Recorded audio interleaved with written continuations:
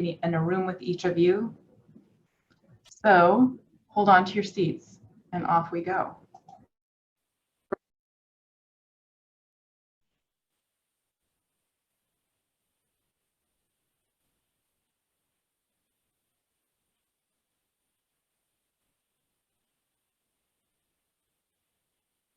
Welcome back, everyone. I think we're slowly populating. I don't know. Seems like we have fewer people.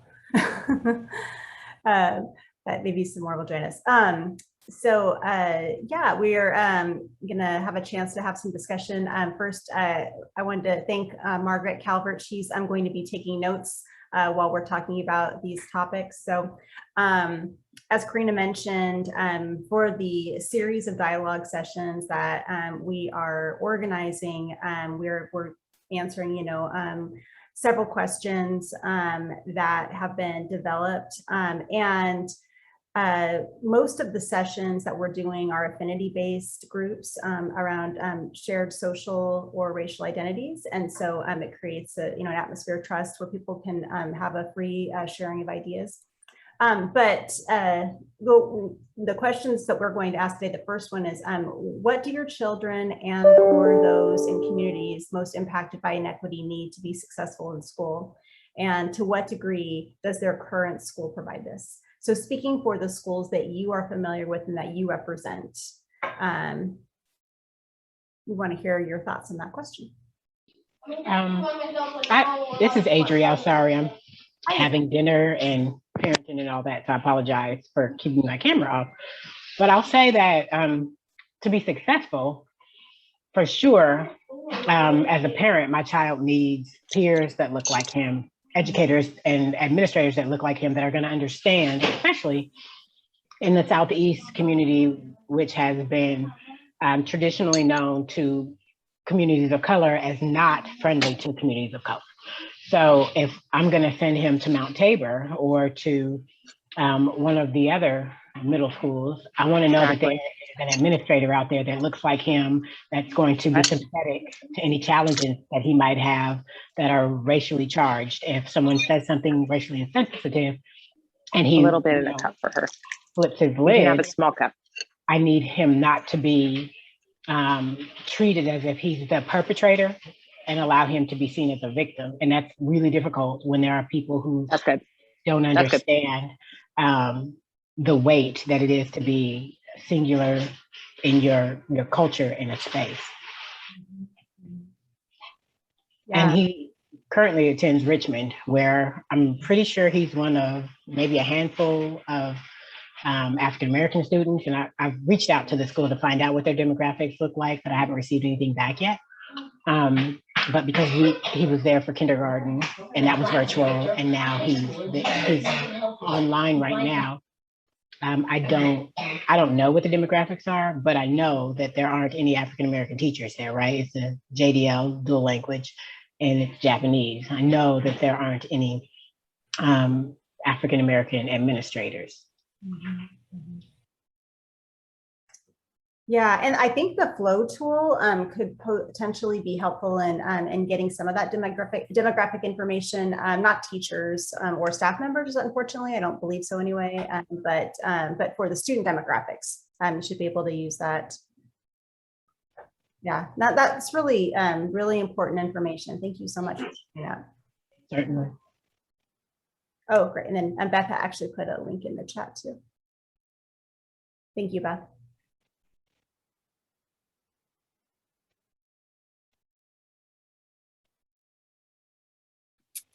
How about somebody else? Michael, can I pick on you?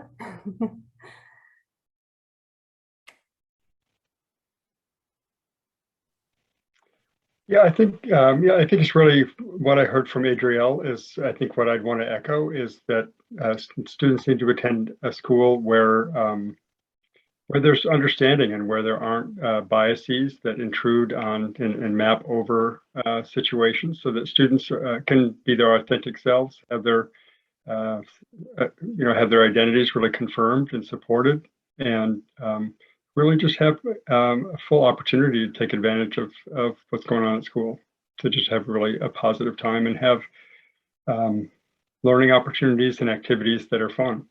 that are fun to them, that really meet their expectations and their, that fit their sense of self.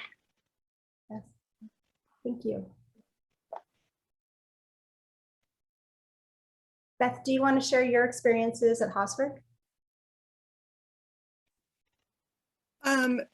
Sure. Well, one thing, we've got a new principal this year who I haven't had a chance to get to know yet. And it just brought to mind for me how leadership is so important, and that stability. And obviously there's a lot of reasons why principals come and go, but when leadership can be consistent and really get to know the community and build that relationship and understand the community's needs, that can be something that's really important in student success.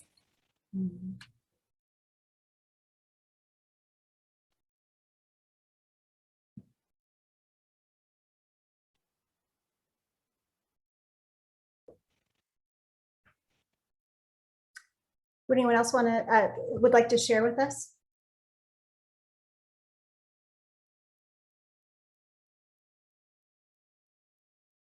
And if you'd like to answer more broadly, in terms of just thinking about communities most impacted by inequity and what types of programs and experiences and services set them up for success.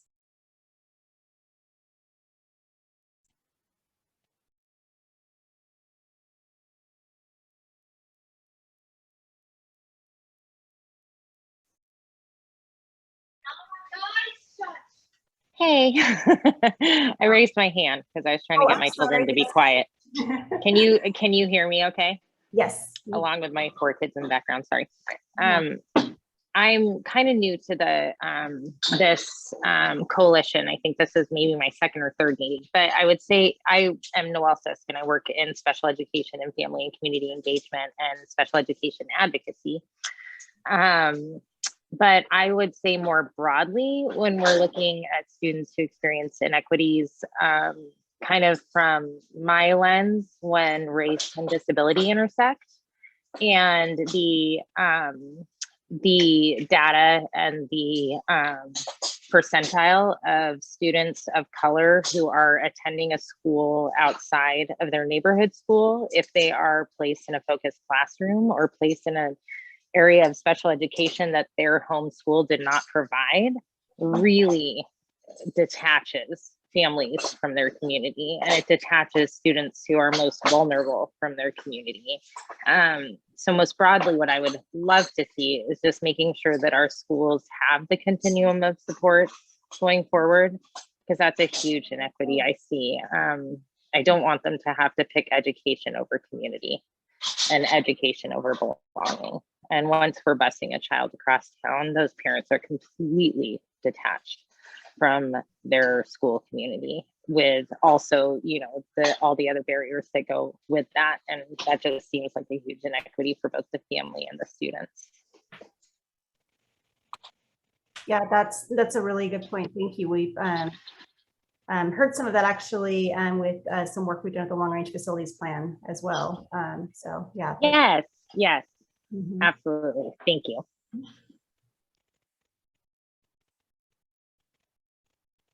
Other thoughts?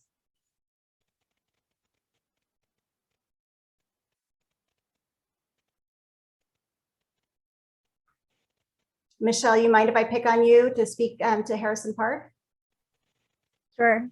So I have 2 kids that go to Harrison Park, a K through 8, and I can see inequities in the sorts of programs that are offered in middle schools that they do not get currently. So that's what I would point to, is that I would like to see, Harrison Park as a middle school have comparable programs to other schools in PPS. And with that, so that when you say programs, are you thinking of like specialized electives or Sure. social? Yeah. Okay. Yeah. And having the facilities to support those types of programs and curriculum. Right. Currently, we just have art, music. I mean, they're very like generalized electives that, you know, the whole school uses. So I would like to see like age appropriate options. Mhm. Yeah, thank you. I have a question that may or may not lend to this discussion, but I think it's worth mentioning. I know that we're talking about sort of the broad scheme of things is to get African American and Native American students into Southeast middle schools and things like that. But I guess I'm wondering, when we're looking at, and thank you, Beth, for sending this representation of ethnicity in PPS. What are we doing to increase elementary schools, right? Because if there's a student feeding into a school, for instance, Richmond feeds into Mount Tabor. If there aren't very many students of color at Richmond, then it would reason that there aren't going to be any or very many going into Mount Tabor. So rather than just addressing the middle schools, what conversations are being had about the younger ages and group, the elementary schools? Judy, do you want to comment on that one? Sure. So elementary schools are definitely a part of this process, and looking into the feeder patterns for all of the middle schools will be a part of it. So when you're looking at the data dashboard or any of the baseline tools, you're going to see statistics for all of the K-5 schools, the K-8 schools, as well as the middle schools in Southeast.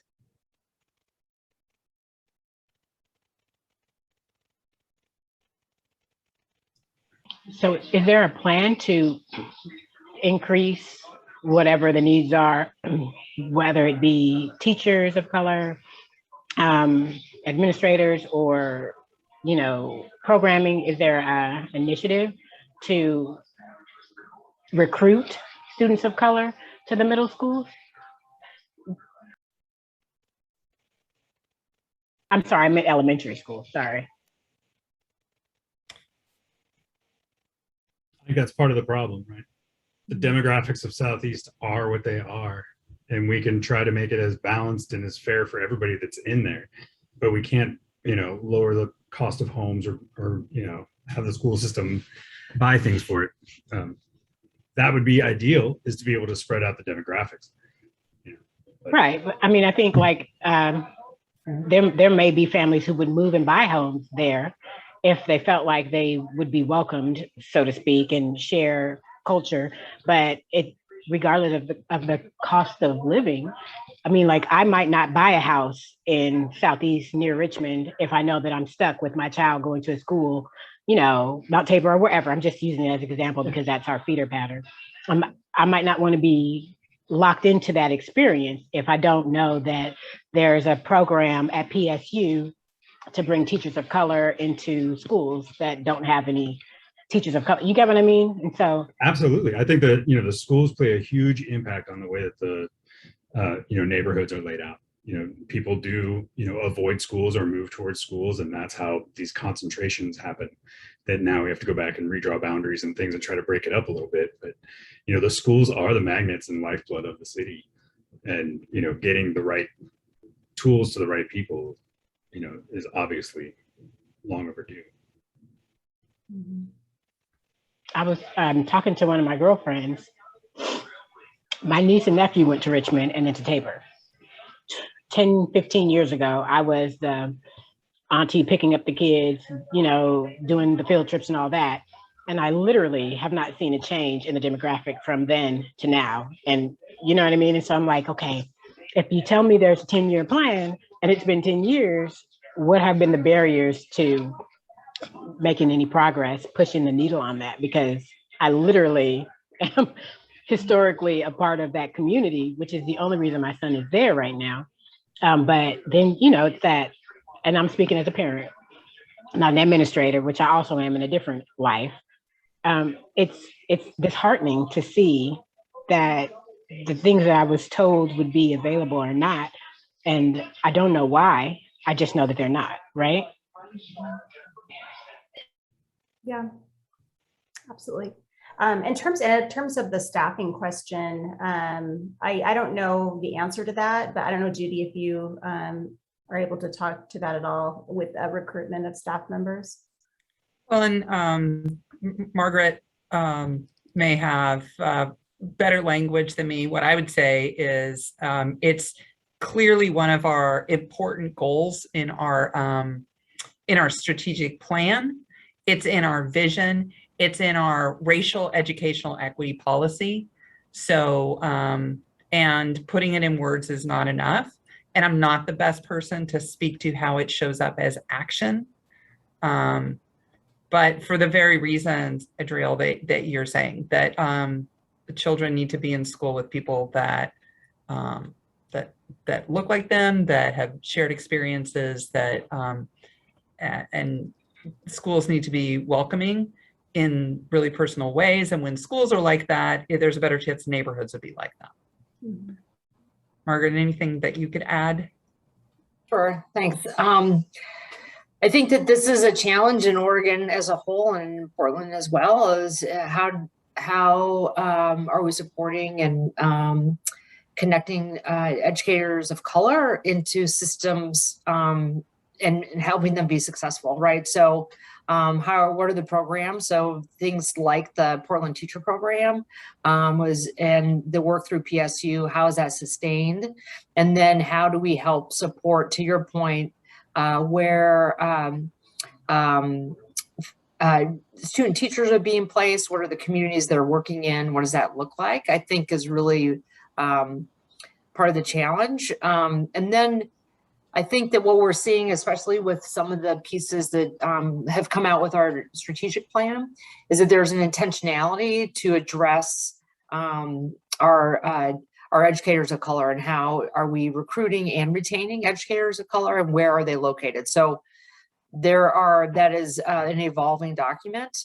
To your point though, as well, like this has been recognized as an issue for well over a decade. So like what's going to be different this time, I think is a really fair question. And how are communities of color involved in that conversation? If we have, ideas about ways to increase recruitment, sorry, like how, because I think, one of the challenges that I can see is you have people who don't know where to plug in, trying to plug in, right? I mean, I do, with my agency, we do an annual African-American student success plan college tour to Black colleges. Those are places where you do recruitment, but I don't know who to talk to about, you know what I mean? Like, where do you get plugged into that conversation to help move the needle as a community member? I think that's, sorry.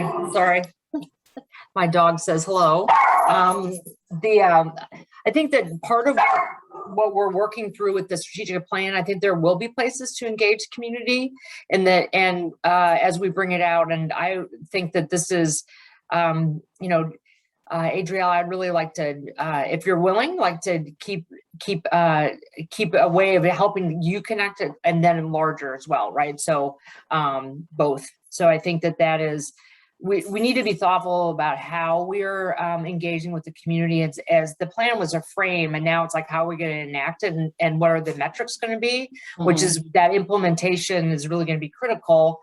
And absolutely, we should not be building that with in isolation, and it should be especially with our communities of color and across the city, right? So like, where is that? How are these goals and the connections showing up in different parts of the city? And sometimes they show up differently, right? So hearing from folks across the city is going to be important, and really tapping into there should not be isolated to ideas only within the institution, right? So it should not only be ideas from Portland Public Schools.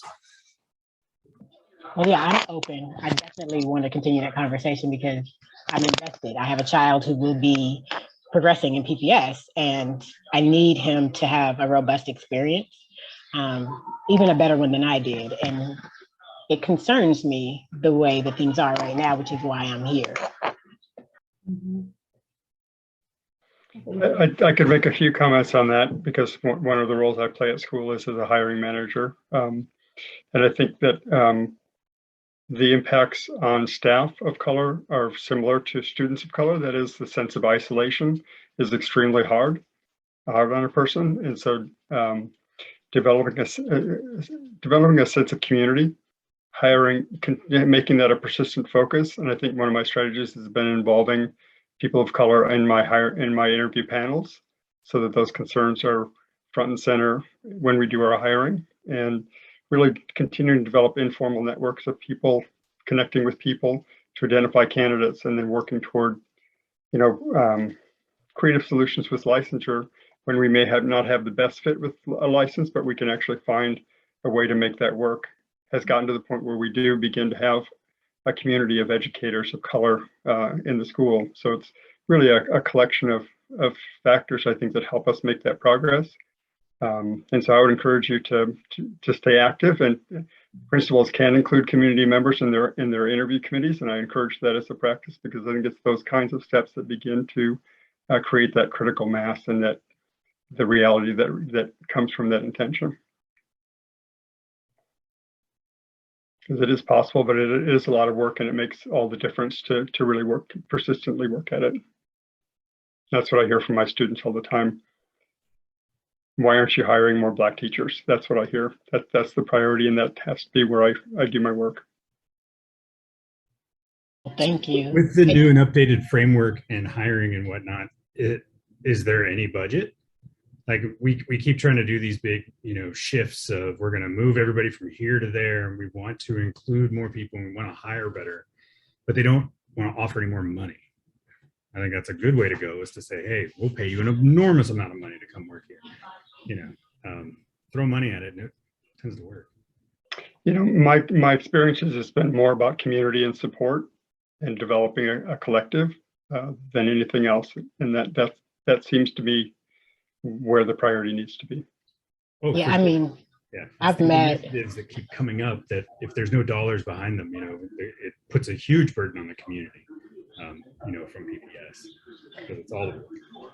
I mean, not to age myself, but I graduated from Benson, and I have peers who went away to the South and, just never came back, and who are teachers and administrators because they didn't feel good about the space that they were brought up in, and they don't want to come back and not be, maybe their parents moved or whatever their reason. Consequently, I have friends that I went to college with who are academics who also are like, no, are there Black people in Oregon? I mean, so there's the perception also. And so I think there's got to be a broad net, and then some way of communicating, not just the need, but the desire, because sometimes you can need something, but not desire to have it. Thank you. Beth, I wanted to acknowledge your comment in the chat. Says I noticed that considering demographic diversity and balance is not addressed in the problem statement. Is that the charge, like the charge for the? Yeah, I was reviewing the 3 problem statements, and makes sense that they're about numbers and enrollment level of under and over enrollment. But, and I know that this doesn't fully address at all what Adriel's talking about at the elementary school level, and there's still a lot of racial and socioeconomic isolation in our elementary schools. But within this charge, I wonder what element of that we can talk about in terms of which elementary school communities come together in different middle schools. I know that, one of those problem statements was about proximity, and that's, when we have a really racially segregated geographic area, it's hard to balance those things sometimes, to have a diverse middle school that's also prioritizing proximity. But I think that there are solutions in there, and there's things we can look at where 2 schools might be similar proximity, but the racial demographic mix at the middle school is different depending on which way you go with that. Mhm, mhm. Yeah, and I mean, I think that the commitment to that is clear. It's just so, but maybe we need to state it somewhere in either the charge or the problem statements. I think that would be a great idea. I love Adriel's idea of the knowing what the demographics of the teachers are at the school. I know we know what the demographics of the students are, but there's safety, love, community, and acceptance in that information. And it seems like it would be an honorable thing to be able to show, to encourage families that that would be a safe space, and they can decide if they think it's a safe space. And then as far as the hiring process, I am often in cross-departmental hiring, just to come in as like a SPED perspective or whatever it is. So it's not always just special education interviews that I'm facilitating, but I have noticed, I've been here 6 years, which isn't too long, but it's a long time for PPS sometimes, sadly. And so I have noticed in the 6 years, the last 2 years, since the Guiding Coalition has started and since HR has put a charge around really, really dissecting and breaking down the biases of the people who are interviewing the prospective person. I was going to say contestant, the prospective employee.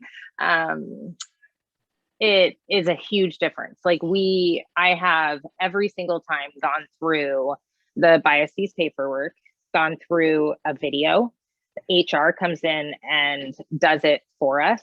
And it is a huge change to just what I saw the 4 years prior, where I would just go in and it seemed to be like, let's just pull this person in, and we'll make some sort of, interview committee for this position.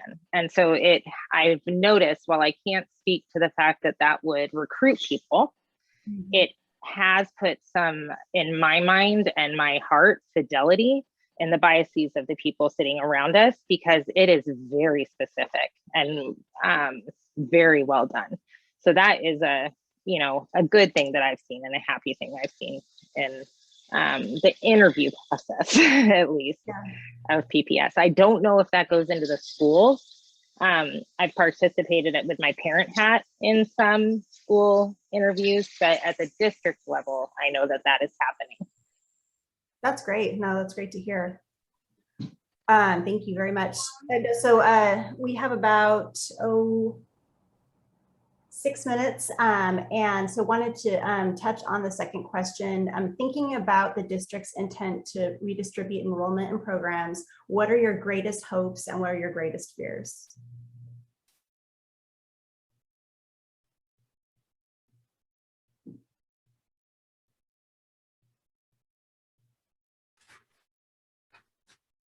I'll say my greatest hope is that the right programs get to the right people. And my greatest fears are that any one of the affected school communities in either direction is going to be scapegoated or isolated in some way. So making sure that, for all of the prioritization that we're giving to putting people into the right places of schools, that does displace other kids. Right? It's not like we have an extra building just waiting around. Yeah, thank you. Just looking out for the kids. Thank you very much. I got something to say. I just hope that PPS really keeps in mind the students who don't have anybody here speaking for them. Because I'm wondering if there's not even a representative here from every school. I don't know if there even is. And I'm hoping also that the coalition members keep in mind that we're here to advocate for all students and not just our own schools.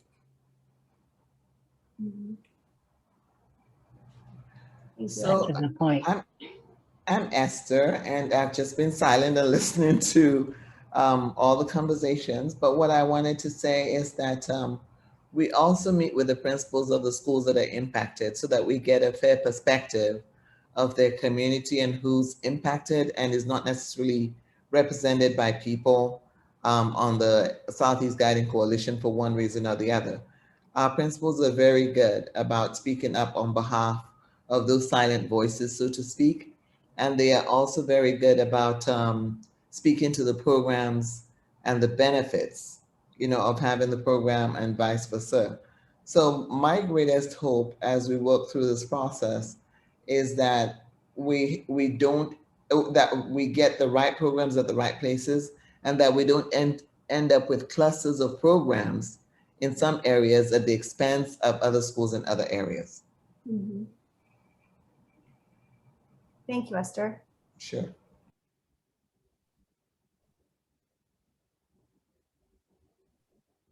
Gary, do you want to share with us?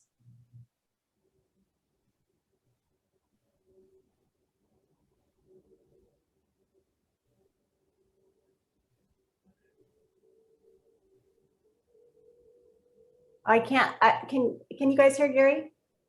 No. I'm not sure if your mic is working.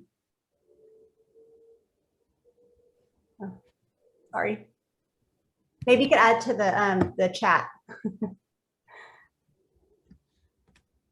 How about Dee?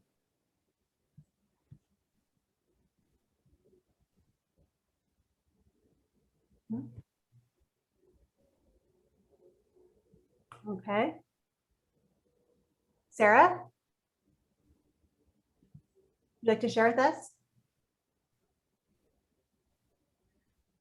I'm feeling like a teacher. I would just say my hope, can you hear me? Yes. Okay, it's good to double check. My hope is that we don't, having been here for, you know, I was here for phase 1. I'd like us to always make sure to remember the positives and the great things about every single school community. Mm-hmm. I think that it's really easy for parents in particular, and I'm a parent and did PTA, so I've heard a lot of talk, and it's so easy for people to fall in the trap of making assumptions about which schools are good schools and which schools are bad schools, and I would love to see that kind of nipped in the bud anytime it comes up. Mm-hmm. Yeah, really celebrating the unique qualities of every school. Yeah. Every school has good things, every single one. Mm-hmm.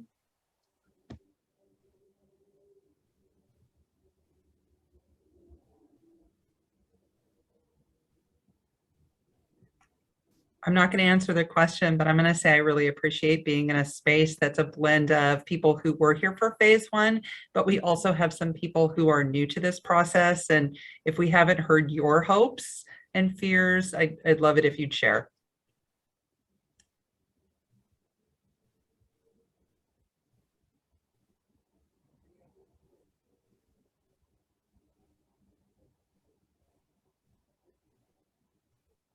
And if you're not comfortable speaking out loud, please use the chat box. Feel free to contribute that way.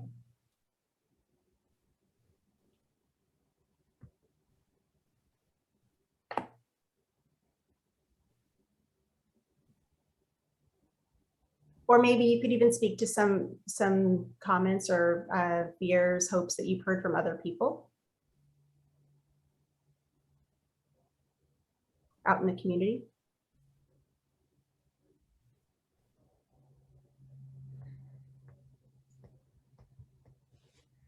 Well, thank you, Gary. Yeah, I want to echo what Gary said, and thank you all very much for being so honest and forthcoming and so willing to share your thoughts. And I think we're about ready to go back to the big room. Thank you all.